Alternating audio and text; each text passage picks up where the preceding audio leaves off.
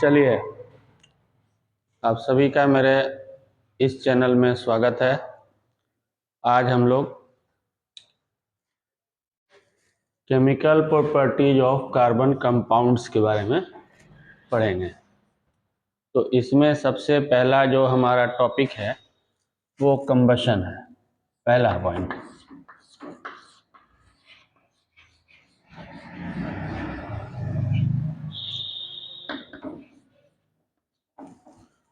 Combustion का मतलब होता है किसी चीज को ऑक्सीजन के प्रेजेंस में जलाना। ये जो भी हमारे कार्बन कंपाउंड्स हैं, जब इनको हम ऑक्सीजन के प्रेजेंस में जलाते हैं तो इनसे कार्बन डाइऑक्साइड और वाटर का फॉर्मेशन होता है और साथ में हीट एंड लाइट निकलता है। ठीक है, तो जो भी हमारा कार्बन कंपाउंड्स है वो एक तरह का अच्छा फ्यूल होता है, जिसमें कुछ फ्यूल हम लोग डायरेक्ट यूज़ भी करते हैं, डेली यूज़ करते हैं, जैसे ब्यूटेन, जो कि एलपीजी में हम लोग हमारे जो घर में यूज़ होता है वो ब्यूटेन होता है। ठीक है, इसके अलावा प्रोपेन भी यूज होता है। इसके अलावा जो बायोमास मटेरियल यूज़ किया जाता है तो वहाँ पर मेथेन का यूज होता है। वहाँ का मेथेन का फॉर्मेशन होता है जब बायोमास में एनारोबिक बैक्टीरिया रिस्पिरेशन करता है तो वहाँ सबसे ज़्यादा क्वांटिटी मेथेन की होती है, और ये सभी अच्छे फ्यूल्स होते हैं।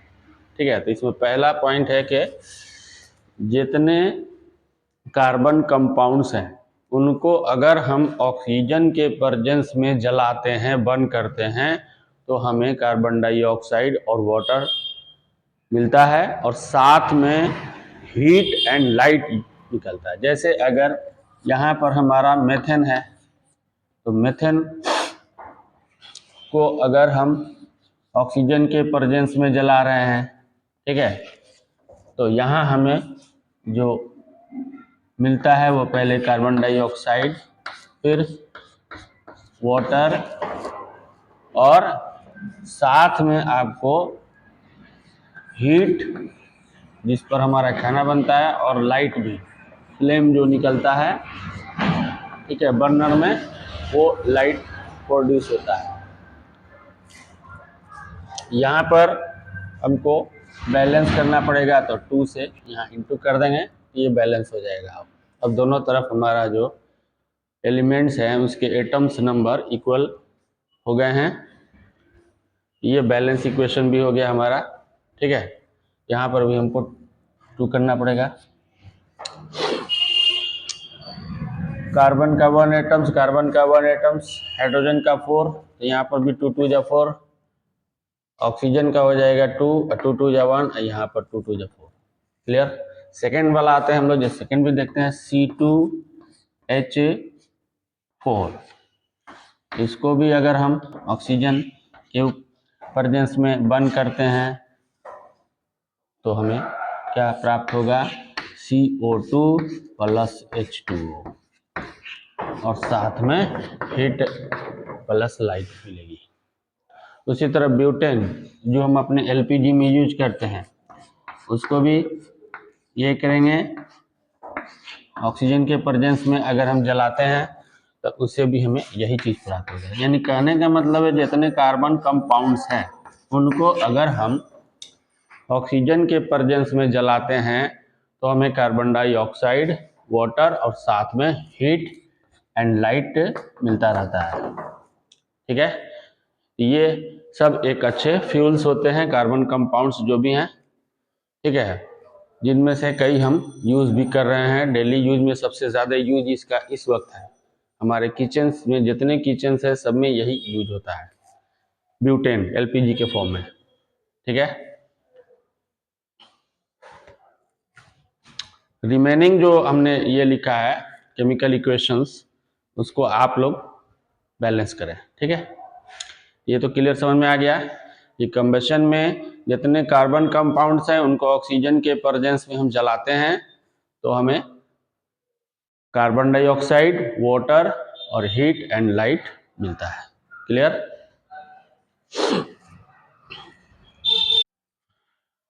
नेक्स्ट हम लोग को पढ़ना है ऑक्सीडेशन रिएक्शन। तो ऑक्सीडेशन रिएक्शन में आप जान रहे हैं कि एक तो मेटल्स और नॉन मेटल्स में आप लोग पढ़े हैं कि कोई भी मटेरियल जब रिएक्शन कर रहा है, अगर उसके साथ ऑक्सीजन का ऐड हो गया या किसी मटेरियल में रिएक्शन के बाद हाइड्रोजन निकल गया, तो उसको हम लोग कहते हैं ऑक्सीडेशन रिएक्शन।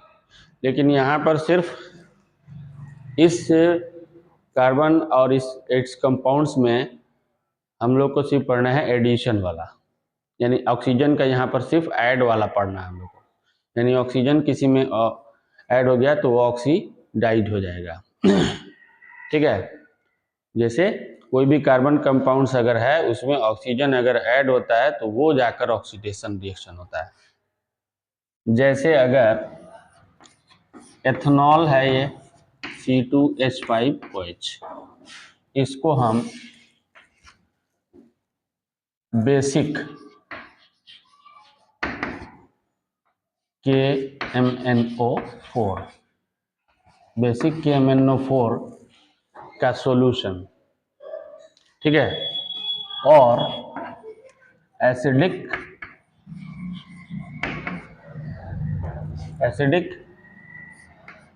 पोटेशियम डाइक्रोमेट का सॉल्यूशन के साथ अगर इसको हम जब गर्म करते हैं, ये जो है एथेनोइक एसिड में कन्वर्ट हो जाता है, उस साथ में वाटर फॉर्मेशन होता है। यहाँ पर क्या होता है कि ये जो बेसिक पोटेशियम परमैंगनेट का सॉल्यूशन है या ये एसिडिक पोटेशियम डाइक्रोमेट का सॉल्यूशन है, ये इसको क्या करता है, इस रिएक्शन में इनके साथ जब हम इसको गर्म करते हैं तो ये ऑक्सीजन इनको दे देता है। ठीक है, इसलिए यहाँ ऑक्सीजन इसका बढ़ जाता है, एक ऑक्सीजन इसमें ऑक्सीजन का ऐड हो जाता है करने मतलब, यानी ये ऑक्सीडाइड हो जाता है। ठीक है, तो ये सब ऑक्सीडाइजिंग एजेंट का काम कर रहा है, ऑक्सीजन दे रहा है, ये ऑक्सीडाइड हो गया और यहाँ पर ऑक्सीडाइड होने के बाद ये एथेनॉल जो ऑक्सीडाइड हुआ और होने के बाद एथेनोइक एसिड में ये कन्वर्ट हो जाता है।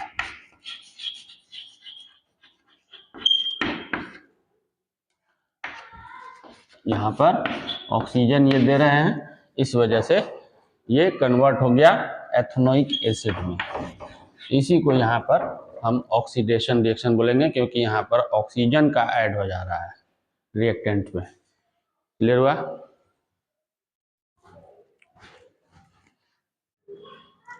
थर्ड नंबर हम लोगों को पढ़ना है एडिशन रिएक्शन के बारे में। तो एडिशन रिएक्शन में क्या होता है कि जो डबल बॉन्ड वाले और ट्रिपल बॉन्ड वाले अनसैचुरेटेड हाइड्रोकार्बन्स होते हैं, जो डबल बॉन्डिंग वाले, ठीक है, या ट्रिपल बॉन्डिंग वाले अनसैचुरेटेड हाइड्रोकार्बन्स होते हैं, ये अनसैचुरेटेड हाइड्रोकार्बन्स सैचुरेटेड हाइड्रोकार्बन से ज़्यादा रिएक्टिव होते हैं। तो इनके साथ जब हाइड्रोजन से हम इन the presence of catalyst reaction कराते हैं तो हाइड्रोजन इन अनसैचुरेटेड हाइड्रोकार्बन से ऐड हो जाता है और ऐड होकर सैचुरेटेड हाइड्रोकार्बन्स का फॉर्मेशन करता है। ठीक है, लेकिन ये जो होता है कोई मेटालिक कैटलिस्ट के प्रेजेंस में होता है।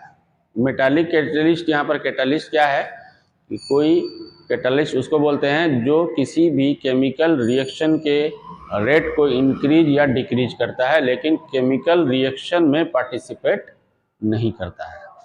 ठीक है, जैसे अगर हमारा C2H4 ये है आपका एथीन,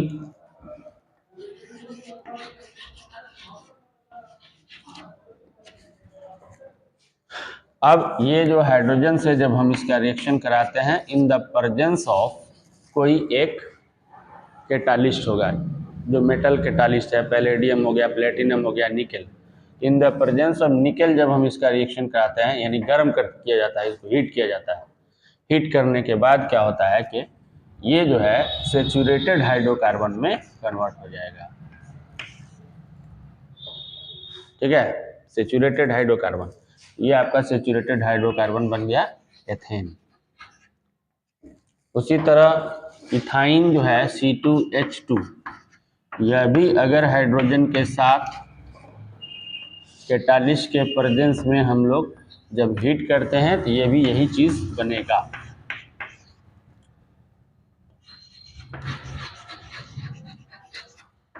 ये आपका इथाइन है,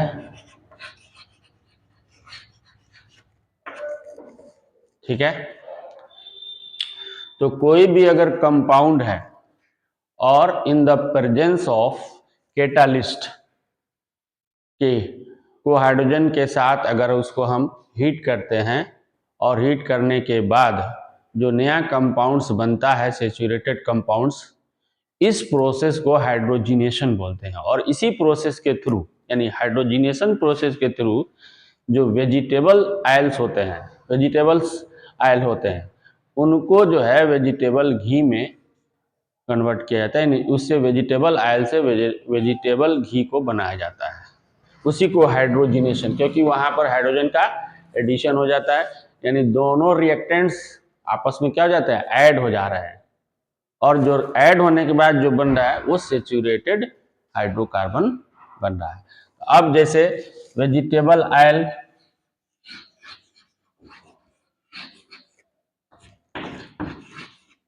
plus hydrogen in the presence of catalyst, तो ये कन्वर्ट हो जाएगा आपका वेजिटेबल घी में, ठीक है। अब डबल बॉन्डिंग वाला रहेगा ये डबल बॉन्डिंग वाला है, ठीक है। बाकी में ये तो अब आप क्या सिंगल बॉन्डिंग वाला सेचुरेटेड में कन्वर्ट हो गया। तो इस तरह से वेजिटेबल ऑयल से हम लोग हाइड्रोजन से एडिशन रिएक्शन कराकर वेजिटेबल घी का फॉर्मेशन करते हैं। तो वेजिटेबल ऑयल जो भी है, घी आप देखते हैं बाजार में जो डालडा के नाम से बिकता है। इसके अलावा जो भी एनिमल से हम लोग घी प्राप्त करते हैं, जैसे काऊ घी हो गया, बुफेलो घी हो गया, वह भी ये है ये वेजिटेबल नहीं है, मतलब वो एनिमल से निकाल रहे हैं हम लोग, तो वो भी यही चीज़ है, सेचुरेटेड फैट्स है। अब सेचुरेटेड फैट्स ज़्यादा खाने से हमारे बॉडी में दो नुकसान होता है। पहला, हम कार्डियक डिजीज बन जाते हैं, क्योंकि सेचुरेटेड फैट में कोलेस्ट्रॉल की क्वांटिटी ज़्यादा होती है और वो कोलेस्ट्रॉल हमारी आर्टरीज में जाकर जमा हो जाता है और आर्टरीज को ब्लॉक कर देता है, इससे हार्ट अटैक होने का डर रहता है। दूसरा है कि सेचुरेटेड फैट्स अगर हम ज़्यादा खा रहे हैं तो जो हमारा बाइल जूस अगर थिक बना और वो बाइल जूस जब जाकर हमारे गॉल ब्लैडर में डिपॉजिट होता है, तो वही सेचुरेटेड फैट धीरे धीरे डिपॉजिट होकर स्टोन का फॉर्मेशन कर देता है, जिसे गॉल स्टोन बोलते हैं, जो सर्जरी द्वारा डॉक्टर्स बाहर निकालते हैं। तो जब सर्जरी द्वारा आपके गॉल स्टोन्स को बाहर निकालेंगे तो उसमें आपके गॉल ब्लैडर को भी कई डॉक्टर्स, अब तो नई टेलीस्कोपिक सिस्टम भी आ गया है उसका ऑपरेशन करने का, लेकिन पहले जो प्रोसेस था वो गॉल ब्लैडर ही निकाल देते थे। इसके बाद आदमी बहुत ज़्यादा फैटी चीज़ खा ही नहीं पाता था, और फैटी चीज़ अगर कहीं पार्टी वगैरह में खा लिए तो आपको बहुत ज़्यादा एसिडिटी पैदा हो जाती थी, क्योंकि बाइल जूस का इनफ क्वांटिटी चाहिए हमारे फूड्स को डाइजेस्ट करने के लिए, खासकर ऑयली फूड्स को, ठीक है। ये तो क्लियर हो गया कि एडिशन रिएक्शन क्या है। एडिशन रिएक्शन ये है कि जो डबल बॉन्डिंग या ट्रिपल बॉन्डिंग वाले जो हाइड्रोकार्बन्स है, जब उनका हाइड्रोजन के साथ हम रिएक्शन कराते हैं इन द प्रेजेंस ऑफ कैटालिस्ट, यानी उसको हीट करते हैं, ये जो हाइड्रोजन इनके साथ ऐड हो जाता है और ऐड होने के बाद सेचुरेटेड हाइड्रोकार्बन में कन्वर्ट हो जाता है। इसी तरह हम वेजिटेबल ऑयल को हाइड्रोजन से के साथ गर्म करके यानी रिएक्शन कराकर in the presence of catalyst vegetable घी का फॉर्मेशन करते हैं, ठीक है। नेक्स्ट हमारा जो है सब्स्टिट्यूशन रिएक्शन है। तो सब्स्टिट्यूशन रिएक्शन में जो हाइड्रोकार्बन से अगर हम, यानी सब्स्टिट्यूशन वन रिएक्शन है जिसमें से किसी हाइड्रोकार्बन कंपाउंड्स होते हैं, उनके हाइड्रोजन जो है रिमूव हो जाते हैं, उसी को हम सब्स्टिट्यूशन रिएक्शन बोलते हैं। ठीक है, हाइड्रोजन को रिमूव कर देते हैं, वो कंपाउंड से जो रिएक्शन करेगा उसको रिमूव कर देगा। जैसे हम आपको एग्जांपल के तौर में दिखा रहे हैं कि ये जो मेथेन है, ठीक है, इसका अगर हम क्लोरीन के साथ रिएक्शन करा रहे हैं, ये क्या करेगा कि एक हाइड्रोजन यहाँ से सब्स्टिट्यूट करके इसमें से एक क्लोरीन उसका जगह ले लेगा, यानी एक हाइड्रोजन हट गया तो CH3 हो गया और एक क्लोरीन उसकी जगह पर आ गया। ठीक है, अब एक इसमें का जो हाइड्रोजन रिमूव हुआ है और इसमें से एक क्लोरीन जो है वो मिलकर HCl हाइड्रोक्लोरिक एसिड बना। ये जो आपका बना ये मिथाइल क्लोराइड है ना, मिथाइल क्लोराइड, ये आपका बना मिथाइल क्लोराइड। ठीक है, फिर हम क्लोरीन से रिएक्शन कराएंगे इसका CH3 का।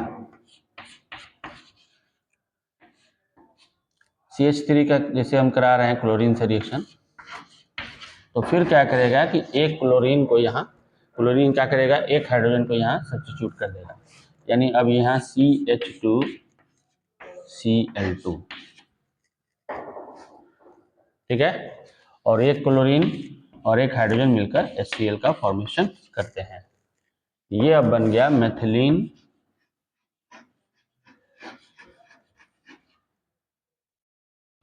क्लोराइड,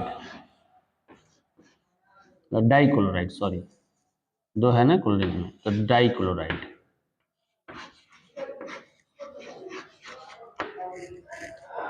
ठीक है, ये दो समझ में आया। अब हमारा CH2 है, इसका भी ऊपर हम दिखा रहे हैं आपको।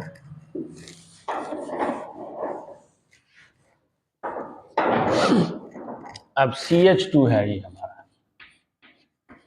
CH2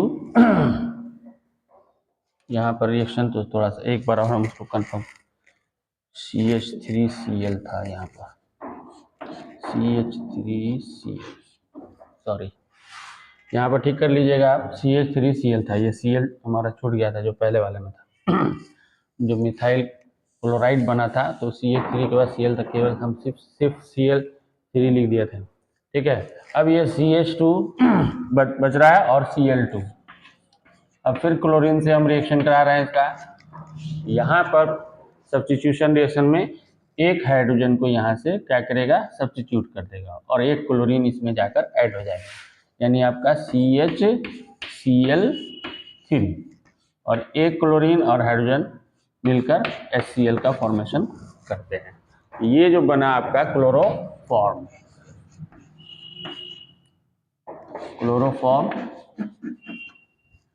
ये क्लोरोफॉर्म को अगर हम स्मेल करते हैं तो हम क्या हो जाते हैं, अनकॉन्शियस हो जाते हैं, बेहोश हो जाते हैं। क्लोरोफॉर्म को अगर स्मेल करते हैं तो ये क्लोरोफॉर्म का फॉर्मूला हुआ आपका। ठीक है, बहुत पहले रेलवे में भी जो चोरी उरी करने वाले, लूटने वाले गिरोह जो हुआ करते थे, वो क्लोरोफॉर्म का भी पहले यूज किया करते थे। कहीं से मिल गया उनको, कहीं से खरीद लिए चोरी छिपे और इसका यूज कर देते थे। रुमाल में अकेला कोई मतलब पैसेंजर है उसको सुंघा कर, उसको बेहोश करके उसका सब सामान ले लिया करते थे। अब यहाँ देखिए, इसको क्लियर कर लीजिएगा, यहाँ Cl छूटा था।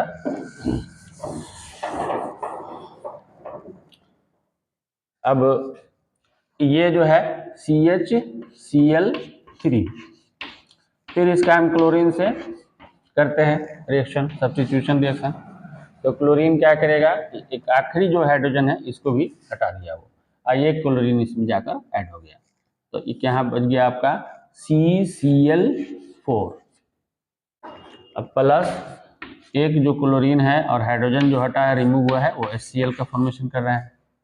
यहाँ पर आपका बन गया carbon tetra chloride. Tetra means 4 होता है, तो कार्बन टेट्रा, ये हुआ आपका सब्स्टिट्यूशन। सब्स्टिट्यूशन में अब क्या हो रहा है कि जो एक रिएक्टेंट्स है वो बार बार हाइड्रोजन एटम्स को सब्स्टिट्यूट करके उसका प्लेस ले रहा है। तो फिर से हम इसका सबका लिख दे रहे हैं। ये तो आप देख लीजिए, एक उसमें थोड़ा सा हमारा मिस्टेक हुआ था, इसको हम फिर से चारों लिख देते हैं।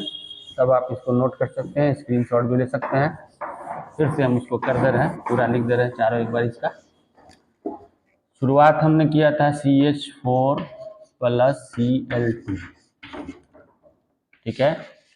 बताया था कि इसमें से एक क्लोरीन एक हाइड्रोजन को सब्स्टिट्यूट करेगा, रिमूव कर देगा उसको और उसका जगह पर ले लेगा। तो अब आपका CH3 एक हाइड्रोजन खत्म हो गया, Cl प्लस एक क्लोरीन जो है हमारा वो हाइड्रोजन से रिएक्शन करके HCl बना रहा है। ये जो हमारा बन रहा है ये हमारा मिथाइल क्लोराइड,